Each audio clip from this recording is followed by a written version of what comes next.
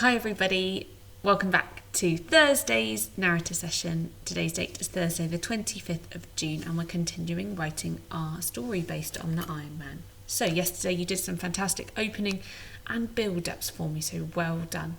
Today we're going to have a look at our problem and resolution. Now if you feel really confident to write and carry on writing your story, you don't need to listen to all of this video. But if you want a few tips and pointers, listen carefully and then have a go at your independent writing. So, our problem then. The silver giant causes destruction in Millie's village and the residents plan a trap. So I've said on Millie's way home, she saw her neighbours' cars had been bitten in half.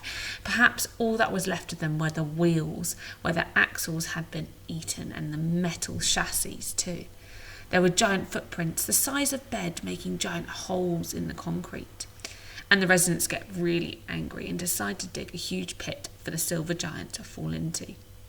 They're going to use a train carriage as bait in my story. So remember, in this part, I want to try and use some speech, remembering the lesson we did on speech punctuation to make sure that we're accurately punctuating. And I'm going to include some short, snappy sentences as well to add a bit of drama and excitement. So, here's a start for you. You can magpie some ideas and then carry on. Millie ran so fast that she thought her heart was about to explode out of her chest. She had run all the way from the beach back to the sleepy village of Sycamore where she lived. She froze. Oh, that's a nice short snappy sentence. Ahead of her lay a path of destruction. If you want to use some of those sentence starters, you can do. And then carry on writing your problem. So remember to describe what has happened.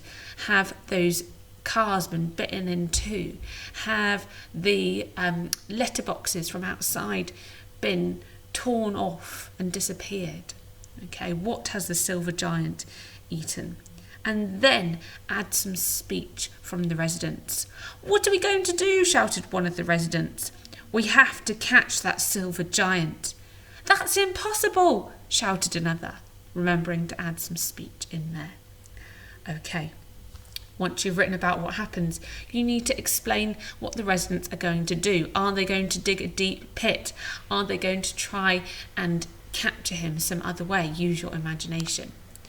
Then, to move the story on to our resolution, I might say, Millie could not believe what she was hearing. She couldn't let this happen to the silver giant. She knew it wasn't right.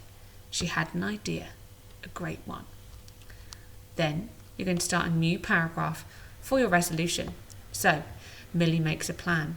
You might want to start with the next evening, okay, or the next day. Millie shot out of bed and ran to the scrap metal yard.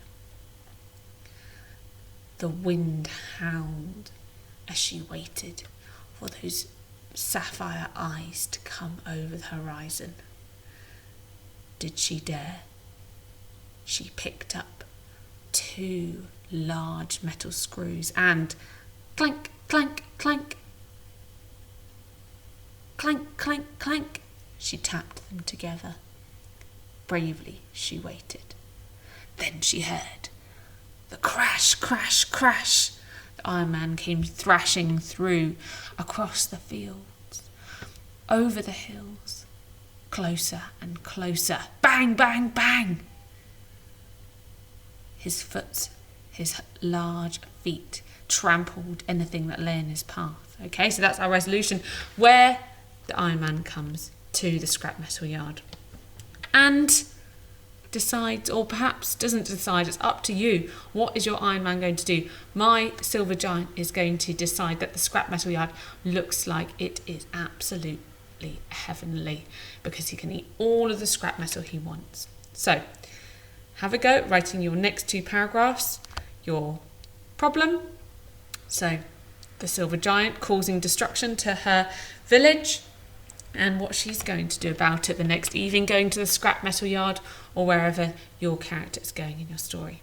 Okay, good job. Remember to read your sentences back, check for capital letters, full stops, or all of our non-negotiables, things you know how to do, and make it a nice, exciting story. Try and use some short, snappy sentences and that speech punctuation.